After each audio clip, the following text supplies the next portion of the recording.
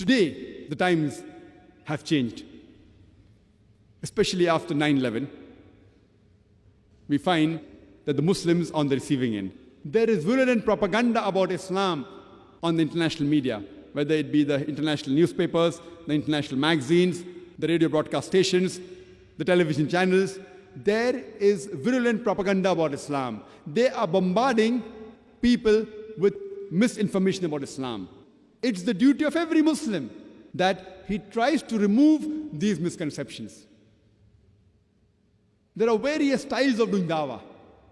The most commonly used is that you speak 1,000 good things about Islam to a non-Muslim.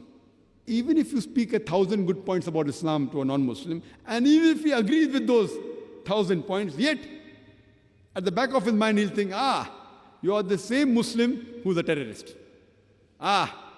You are a fundamentalist. You are the same Muslim who marry more than one woman. You are the Muslims who subjugate the woman by keeping her behind the veil.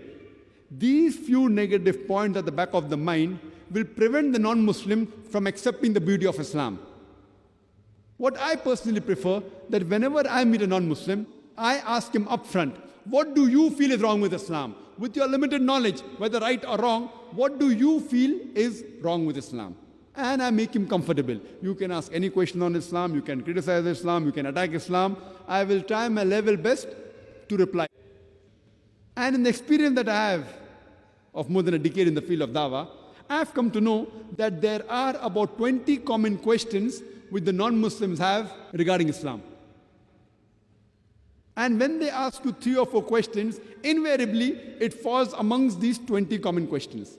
So if you know the reply to these 20 common questions asked by the non-Muslims, based on Quran, Hadith and their scripture, with reason, logic and science, even if you cannot convert him, at least you can neutralize him. You can remove the animosity which is there in his heart. I've written a book called The Replies to the Questions Asked by the Non-Muslims. And these questions arise depending upon how the media portrays Islam. And today, the number one question is regarding the Islamic word jihad. It was number 5 on the list previously. After 9/11, it became top of the charts. The others have come behind, but it's yet there.